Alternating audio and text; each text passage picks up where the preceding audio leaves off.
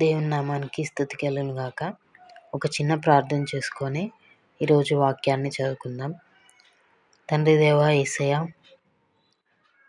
మా పరలోకపు తండ్రి యేసయ్య, ఇప్పుడు నేను మాట్లాడుచున్న మాటలు నా తండ్రి, ఈ వీడియో ఎవరైతే చూస్తున్నారో నాయన పరిశుద్ధాత్మ దేవ, చూసేవారిలో నా తండ్రి నీ ఆత్మతో నింపి నీ రక్షణ మార్గంలో నడిపించండి నాయన.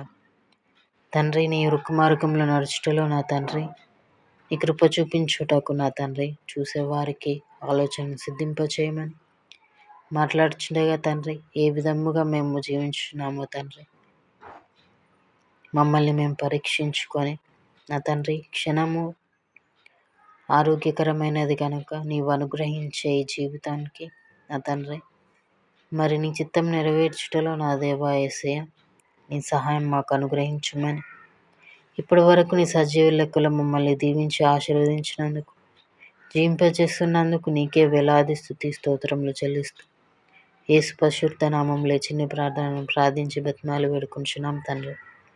ఆమెన్. షాలం ఎవ్రీవన్.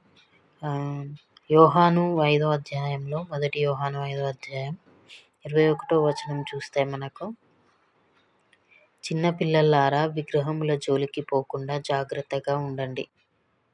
ఈ వచనము మనం ఆలోచిస్తే విగ్రహం అనేది అన్యులు చేసే విగ్రహం అనే కొంతమంది అనుకుంటారు.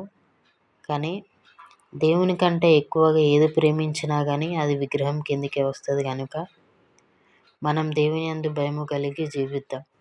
అది దేవుని కంటే ఎక్కువ ప్రేమించడం అని అంటే ఏమేమంటే ఇప్పుడు శరీరాశ కానీ, నేత్రాశ కానీ, జీవపుడంబం, ఇవి సైతాని పనులు. కాబట్టి సైతాను మనం వీటి ద్వారానే ఎక్కువ మనల్ని దేవుని నుండి దూరం చేస్తుంది.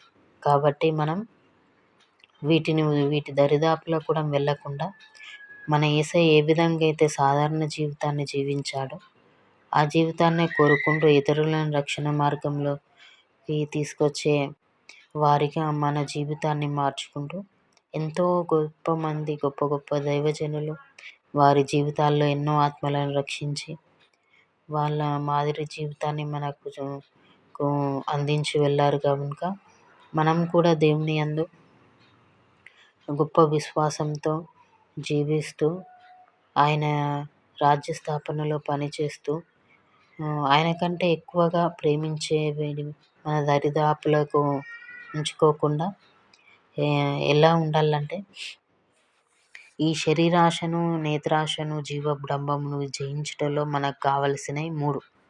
సాటాని 3 అయితే మన యేసయ్యకు కలిగినవి 3. ఏంటి అంటే ప్రార్థన, వాక్యము, పరిశుద్ధాత్మ.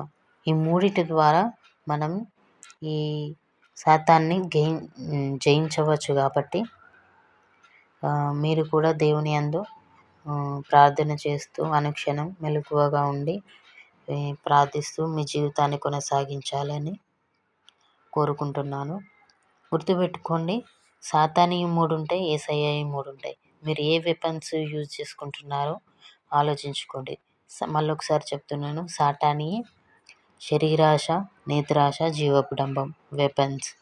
మన యేసయ్య ఈ వెపన్స్ ఏంటి అంటే ప్రార్థన, పరిశుద్ధాత్మ, వర్డ్ ఆఫ్ గాడ్, దేవుని వాక్యం అన్నమాట. ఓకేనా? ఈ మూడిటిని మనం మీకు ఏ వెపన్స్ కావాలో ఎంచుకోవాలని యేసు నామంలో మీరు జాగ్రత్తగా జీవించాలని కోరుకుంటున్నాను. ఆమేన్.